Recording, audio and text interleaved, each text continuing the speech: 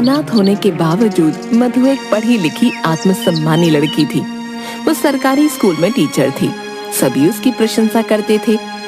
एक बार स्कूल में वार्षिक मेला लगा जिसमें चेतन स्कूल के प्रिंसिपल के बेटे जो उसका दोस्त था मेले में आया। चेतन एक इंजीनियर होने के बावजूद भी कामचोर और आलसी था। उसने मधु को देखा। यार ये लड़की कौन है? सब कुछ अकेले संभाल रही है। यार बड़ी आत्मसम्मान वाली लड़की है। देख ले, अनाथ होते हुए भी यहाँ तक पहुँच गई। जल्दी ही प्रिंसिपल भी बन जाएगी। सरकारी टीचर? वाह, ऐसी लड़की से शादी हो जाए तो क्या कहना। घर आकर चेतन ने मधु के बारे में अपनी माँ को बताया। माँ ने चेतन की बात चलाई। प्रिंसिपल के बेटे की मध्यस्थता के कारण ये शादी पक्की हो गई। मधु की सहेलियां उसे चिढ़ाती हुए बोली, क्या मधु, तो ये तेरे सपनों का राजकुमार है? तू तो कहती थी किसी ऐसे वैसे से शादी नहीं करेगी। ये इंजीनियर है, अब इसके साथ में अपनी दुनिया बसाऊंगी। तुम सब मुझे दुआएं दो। मैंने लड़के से बात की है, उसे कुछ भी नहीं चाहिए, सिर्फ एक अच्छी लड़की के सिवा। सादगी से शादी कराकर चेतन मधु को घर ले आता है। मधु इंजीनियर की पत्नी बनकर बहुत खुश होती है। शादी के अगले दिन चेतन की माँ उसे जगाते हुए कहती है, चेतन देख, अब घर में बहू आ गई है बेटा। अब अपने लिए अच्छी सी नौकरी ढूंढ ले। इस तरह घर में पड़ा रहना अच्छी बात नहीं है। बेचारी क्या सोचेगी। अरे माँ, इसलिए तो बिना दहेज लिए उस अनाथ से शादी करी है, वरना क्या मुझे लड़कियों की कमी थी। मेरे से नौकरी वोकरी नहीं होती माँ, अब तो मधु ही नौकरी करेगी। हे भगवान, कैसा बेटा दिया है, बिल्कुल अपने बाप पर गया है। समझ नहीं आता बहू इसके साथ जीवन कैसे बिताएगी। माँ के ताने सुनकर चेतन अपने कमरे में आ जाता है जहाँ मधु उसका इंतजार कर रही होती है। मधु उससे पूछती है, सुनिए, मेरी सहेली का फोन आया था। वो मुझसे पूछ रही थी कि आप किस कंपनी में इंजीनियर हैं। मुझे तो आपकी कंपनी का नाम ही नहीं पता। देखो, मैं तुम्हें पहले ही बता देना चाहता हूँ, मैं कोई झूठा मक्कार नहीं हूँ। अच्छी खासी सरकारी स्कूल में टीचर हो, बढ़िया तनख्वाह आती है, फिर भला मुझे नौकरी करने की क्या जरूरत। आखिरकार घर में भी तो कोई देखभाल के लिए होना चाहिए। ये आप कैसी बातें कर रहे हैं? खैर, चिंता की कोई बात नहीं है, मैं आपकी मदद करूंगी। हम मिलके आपके लिए नौकरी ढूंढेंगे। नौकरी नौकरी, क्या दिमाग खराब कर दिया। इस घर में तो चैन से बैठ नहीं सकते। और याद रखना, कल से तुम्हारी छुट्टियां खत्म हो रही है।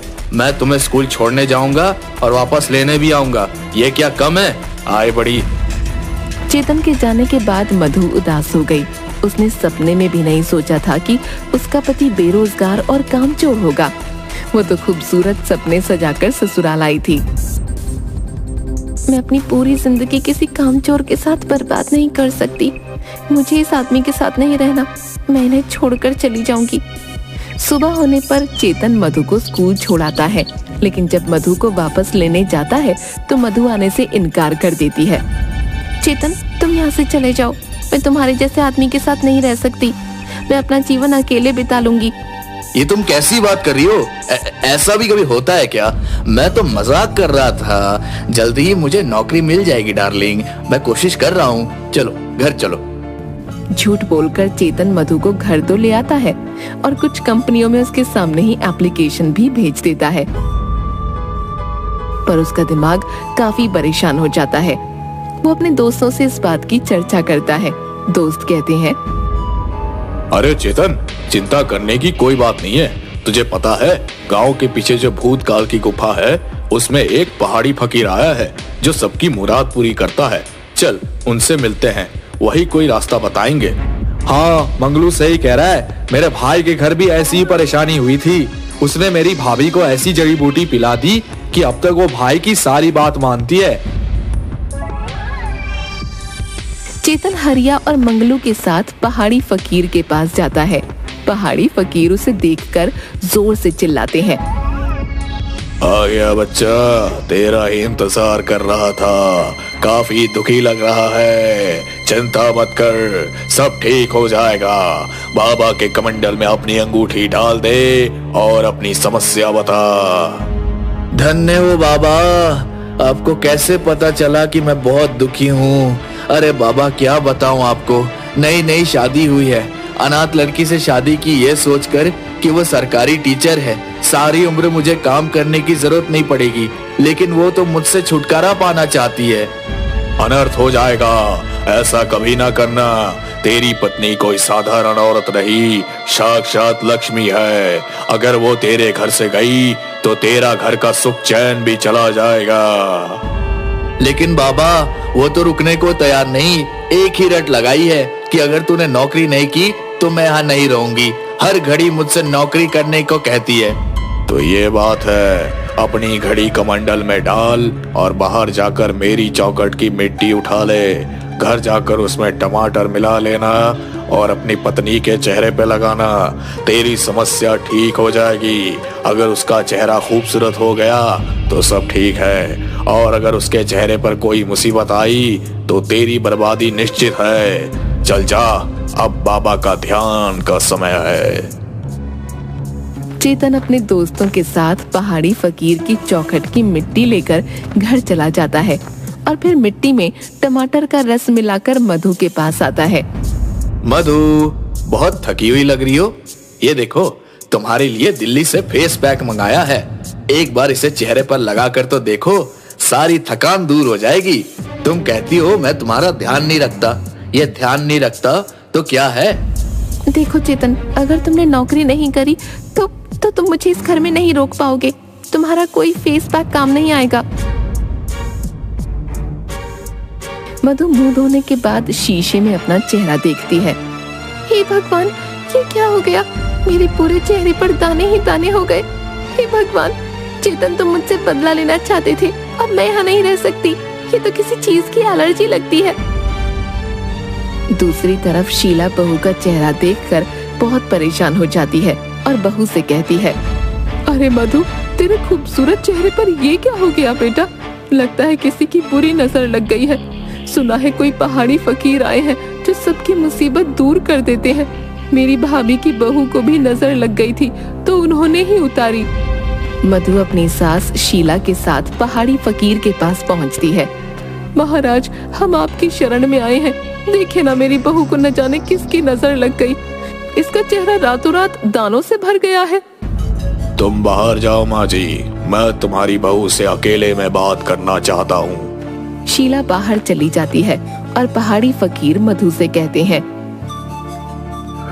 बेटी, तेरा पति तेरा काल है। तेरी सास के सामने में ये सब नहीं कहना चाहता था। जितनी जल्दी हो सके उससे पीछा छुड़वा ले और अपने कान के टॉप्स कमंडल में डाल दे।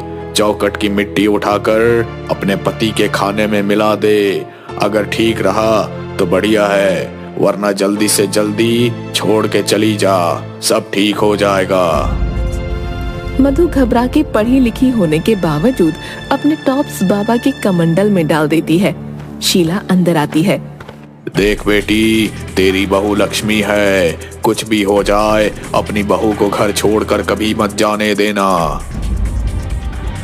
मधु रात में चेतन के खाने में मिट्टी मिला देती है। खाना खाने के बाद मिट्टी के इन्फेक्शन से चेतन का पेट खराब हो जाता है। हे भगवान, अब तो सारी ताकत भी खत्म हो गई। इतने दस्त आए हैं कि जान निकल गई। अब तो बाबा के पास ही जाना होगा। अरे मधु, तेरी सैलरी आ गई होगी। तूने मुझे दी नहीं अभी तक। मेरी सैलरी तुम्हें क्यों दूं? बहुत सैलरी इसे नहीं दे, मुझे दे, वरना घर का राशन पानी कैसे आएगा? तू बस खाने से मतलब रख, तुझे कोई कमी ना होगी। इस तरह कई महीने गुजर गए। मधु पूरे महीने मेहनत करती और सैलरी मिलते ही शीला को सारे पैसे दे देती। न जाने कैसी किस्मत है, एक तो निखट्टू पति, ऊपर से स्कूल का काम, घर आओ तो घर का काम। एक मिनट के लिए मुझे चैन नहीं। अब मुझे कुछ सोचना ही होगा। मधु अपना सारा सामान पैक करके घर से जाने लगती है कि चेतन आ जाता है। मधु, कहाँ जा रही हो? मैं तुम्हारे बिना नहीं जी सकता। प्लीज रुक जाओ। बस बहुत हो गया चेतन, अब मैं और यहाँ नहीं रुक सकती। मुझे कुछ हो रहा है, मुझे चक्कर आ रहे हैं, दिल की धड़कन बढ़ रही है। मधु, मुझे छोड़ के मत जाना। बेचारी मधु चेतन की हालत देखकर फिर रुक जाती है। इतने दिन हो गए, एक शिकार भी नहीं फंसा। ऐसा ही रहा तो घर चलाना मुश्किल हो जाएगा। आज गांव में जाकर लगता है कोई तो जरूर फंसेगा। बाबा घूमते घूमते चेतन के घर पहुंच जाते हैं और आवाज लगाते हैं, भिक्षा दो, घर में भयानक मुसीबत आने वाली है। शीला बाहर आकर, अरे फकीर बाबा, आप, हमारी तो किस्मत ही खुल गई। आइए आइए, अंदर आइए ना, भोजन करिए। पहाड़ी फकीर अंदर आ जाता है। उसे देखकर चेतन उठकर बैठ जाता है। धन्य हो बाबा, आप यहाँ? तू यहाँ क्या कर रहा है? बाबा ये मेरा ही घर है, मुझ पर दया कीजिए। हाँ, उपाय करना होगा। तू चांद और तेरी बीवी सूरज, इसका तेज जला देगा और इसके बिना भी तू मर जाएगा। अगर 1 साल तक हर महीने 5,000 देने का वादा करता है तो मैं सब ठीक कर दूंगा। मुझे मंजूर है बाबा, सब मंजूर है। चेतन के जाने के बाद मधु आती है। बाबा, आपने मेरे पति को देख लिया, अब कुछ बढ़िया उपाय करिए कि इसकी बुद्धि ठीक हो जाए। बेटी, उपाय तो हो जाएगा, पर 1 साल तक हर महीना 5,000 देना होगा। बाबा, पैसे की चिंता मत करिए, आप सब ठीक कर दीजिए। उन सब के जाने के बाद पहाड़ी फकीर मन ही मन सोचता है, शीला, तेरे दोनों बच्चों पर काली छाया है। मुझे अनुष्ठान करना होगा, वरना सब बर्बाद हो जाएगा। नहीं नहीं बाबा, आप अनुष्ठान कीजिए। पर उसमें बहुत खर्चा होगा, सोच ले। जो भी हो बाबा, परिवार से बड़ा तो कुछ नहीं ना। हर महीना 5,000 लगेगा बेटी, और अनुष्ठान 1 साल का होगा। मुझे सब मंजूर है, आप मेरे घर को बचा लो। किसी तरह 2-3 महीने के अंदर सबके सब बाबा को पैसे दे देते हैं, लेकिन अब घर में सब्जी, फल वगैरह सब में कमी आने लगती है। माँ, साबुन तो देना, बाथरूम में साबुन नहीं है। बड़ाया राजकुमार, काम का ना काज का, बिना साबुन के नहीं नहा सकता क्या? आज से घर में साबुन आना बंद, अब खुद की कमाई से ही साबुन लाना। माँ, मेरा जेब खर्च तो दे, तूने पिछले महीने भी नहीं दिया था। एक ढेला भी नहीं मिलेगा, जाके खुद कमा। आखिर माँ को हो क्या गया है? लगता है कोई नौकरी ही करनी होगी, वरना बाबा को पैसा देना मुश्किल हो जाएगा। माँ, पिछले 1 हफ्ते से घर में सब्जी भी नहीं आ रही। माँ जी, इतनी मेहनत के बाद सिर्फ अचार से काम नहीं चलता मेरा। अरे तो क्या मैं खा लेती हूँ? शर्म नहीं आती? निखट्टू कहीं का, तू कमाता होता तो कोई मुझसे हिसाब न पूछता। दूसरी तरफ पहाड़ी फकीर को हर महीने पैसे मिल जाते। अब बाबा रोज मलाई पकवान उड़ाता और चेतन के घर में बाबा को पैसे देते देते गरीबी छाने लगी थी। अगले महीने मधु शीला को 5,000 रुपए कम देती है। अरे बहू, ये पैसे कम क्यों है? माँ जी, इनकम टैक्स के पैसे कट गए। इस महीने मुझे 5,000 चाहिए, एक कोर्स कर रहा हूँ नौकरी के लिए। लगता है बाबा का अनुष्ठान काम कर रहा है। चेतन, तुम चिंता न करो, कोर्स करो, मैं तुम्हें पैसे दे दूंगी। लगता है बाबा का अनुष्ठान काम कर रहा है। उन दोनों को प्यार से बात करते देख शीला को भी यही लगता है कि बाबा का अनुष्ठान काम कर रहा है। चेतन 1-2 जगह इंटरव्यू देता है और उसे नौकरी मिल जाती है। अब सबको विश्वास हो जाता है कि ये पहाड़ी फकीर की महिमा है। नौकरी मिल जाने के कारण मधु भी चेतन के साथ प्यार से रहने लगती है। अगले महीने शीला, मधु और चेतन अलग अलग बाबा को पैसे देने जाते हैं। मधु चेतन को देखकर छुप जाती है और वीडियो बनाती है। जय हो बाबा, आपका अनुष्ठान तो काम कर गया। ये लीजिए आपके 5,000, बस अपना काम पूरा कर दीजिए। कोई चिंता की बात नहीं, सब हो जाएगा।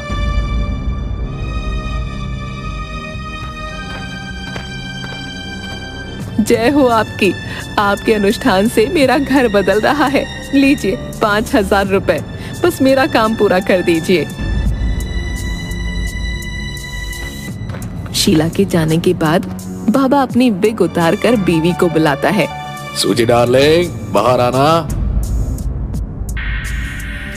देखो तुम्हारा काम हो गया, आज खाना ऑर्डर कर दो, पर नॉनवेज करना। डार्लिंग, 1 साल के बाद क्या करेंगे? मूर्खों की कोई कमी नहीं है, तुम ऐसा करो, मैं इनकी मूर्खता का कष्ट करूंगा। शीला को सब समझ आ जाता है और वो वापस आ जाती है। घर पहुंचती है तो चेतन खुशी से कहता है, मधु, बाबा की दया से मेरा प्रमोशन हो गया है। अब मेरी सैलरी 1 लाख रुपए है। चाहो तो तुम नौकरी छोड़ सकती हो। चेतन, ये सब बाबा का नहीं, तुम्हारी मेहनत का फल है। तुम्हारे मुंह से ये शब्द सुनने के लिए मैं कब से तरस रही थी। तुम तो जानते हो ना, मैं अनाथ थी, सारी जिंदगी मेहनत करके खाया है। शादी के बाद चैन से खाना चाहती थी, पर अब मुझे नौकरी करना अच्छा लगता है और तुम्हारे जैसा पति पाकर मैं बहुत खुश हूँ। मुझे और कुछ नहीं चाहिए। सब बाबा की दया है। उनकी पूजा से हमारा घर ठीक हो गया। उनकी पूजा से हमारा घर ठीक नहीं हुआ है माँ। हमारा घर चेतन की मेहनत करने से ठीक हुआ है, बल्कि हमारे पैसे से उनका घर ठीक हो गया है। ये देखिए। वो सबको बाबा का वीडियो दिखाती है। इस बाबा की वजह से मैं नौकरी कर रहा था, अब मैं नौकरी छोड़ देता हूँ। क्या? ऐसा कभी नहीं होगा मधु, मुझे अपनी भूल समझ आ गई है। अब हम सब मिलकर इस बाबा को मजा चखाते हैं। बाबा मधु को फोन करके पैसे के लिए पूछता है। बाबा, मैंने अपने जन्मदिन पर आपके लिए खाना रखा है, आप हमारे यहाँ खाने के लिए आइए। मेरे और भी दोस्त आपसे मिलना चाहते हैं। बाबा सोचता है कि उसके लिए और पैसों का इंतजाम होने वाला है। वो खुशी खुशी खाना खाने चेतन और मधु के घर पहुंचता है। आइए आइए बाबा, आराम से बैठिए, लेकिन अपना विग टांग दीजिए, क्योंकि यहाँ पंखा बहुत तेज है। अगर ये उड़ गया तो खाना खराब हो जाएगा। शीला की बात सुनकर बाबा घबरा जाता है और अचानक अंदर से मधु और चेतन पुलिस के साथ निकलते हैं। मधु पुलिस को बाबा का वीडियो दे देती है और बाबा को गिरफ्तार कर लिया जाता है। अरे मूर्खो, ये सब क्या कर रहे हो? मैं सबको भस्म कर दूंगा। नहीं जानते मैं एक सिद्ध फकीर हूँ। सब कुछ अच्छे से जान चुके हैं ढोंगी फकीर। अब तेरा कोई पैंतरा काम नहीं करेगा। अरे बहुत बेवकूफ बना लिया सबको तुमने। अब आ जाओ थाने में, कुछ दिन हमें सेवा करने का मौका दो। ले जाओ इसे। और आप सबका बहुत धन्यवाद, जो ऐसे ढोंगी को पकड़वाकर हमारे सभ्य समाज में जो दिल से धर्म आचरण करने वाले लोग हैं, उनकी इन ढोंगियों की वजह से बहुत बदनामी होती है। आप जैसे सतर्क अगर हर कोई हो गया तो हमारा भारत फिर से स्वर्ग कहलाएगा। लेकिन बाबा के धोखे ने मधु के निकम्मे पति को हमेशा के लिए सीख दे दी थी। सब लोग खुशी खुशी रहने लगते हैं।